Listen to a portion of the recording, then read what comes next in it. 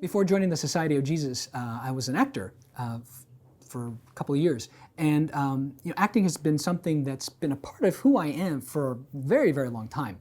It's kind of been in my blood, right? My mother and grandmother were big movie stars in the Philippines back in the 30s and 40s. And I think I sort of got the genes from them. One of the earliest memories that I have, well, not memories, but I've been told, my earliest roles was playing Raggedy Andy at a production at a Montessori school in the Philippines, actually. And that I apparently killed it. You know, I mean, I was like, ooh, really good. I was like the best Raggedy Andy ever. So I think it started there, and little roles here and there through high school and then college, and then afterwards, after graduating college, I moved out to Los Angeles and tried it out there. And so, I had some relative success with the acting thing. But what it is it's this idea of really putting yourself in another person's shoes and experiencing that life for a moment of time as you're creating a character, as you're doing the play or being or acting in a movie. It is really living this life of another person for a little bit and getting a sense of what it's like to live as another person. I'd been thinking of the priesthood for a very long time, and so that kind of already was sort of in the background when I was doing my acting thing. I went to a come and see at the seminary, actually, at Camarillo. I left that thinking, well, I don't not want to become a priest, but that's just not for me. And then later on, I went online and found the Jesuits. Why the Jesuits? I really don't know. It just kind of was there. And clicked on the thing and found out there was another come and see at the novitiate. Went to the novitiate, heard people talk, and I was the last one to drive off. And as they were closing the gate to the novitiate, I just felt, okay, you got me. And started spiritual direction and then entered from there. The acting process, at least the way that I approach it, mirrors very much Ignatian spirituality and Ignatian contemplation in particular. This idea of using your imagination to place yourself in the scene, whether it's the prodigal son story or Jesus' baptism or the woman at the well even, right? Whatever it may be, placing yourself in there as if you were either one of the characters in the story or a peripheral character that kind of comes up in your imagination.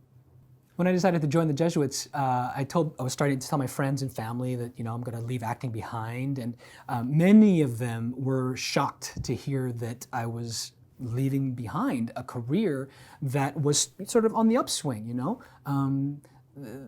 They just couldn't quite fathom why I would give up a life of possible fame and celebrity and success and good money to become a Jesuit. And the best way that I could really explain it to them was, it was this pull, it was this tug, there was just something calling me beyond the life that I was living.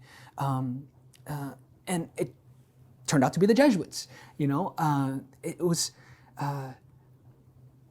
sounds cheesy, but it was a higher calling. There was something calling me beyond the life that I was living.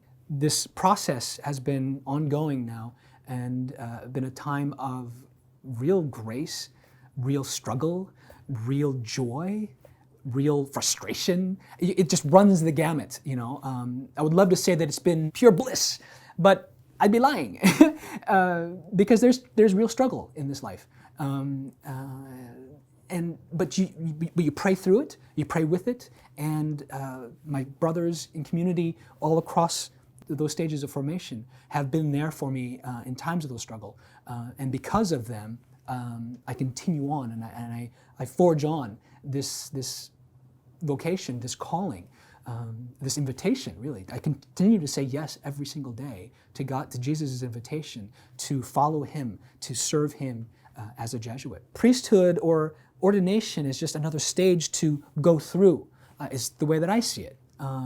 Because I've been living as a Jesuit the moment I stepped into the novitiate and started my ministry working as a chaplain or working in a women's shelter, whatever it was that I was doing.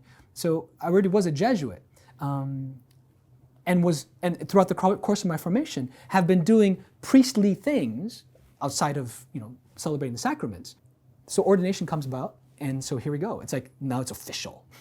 It's an official act of the church that is calling you forth. The people of God are calling you forth to be their priest. And when they applaud, acknowledging that, yes, we approve of this man's ordination, it's like, whoa, there's that moment, right? We've got to go through this time, and to really prepare oneself for the ministry, to be with the people of God.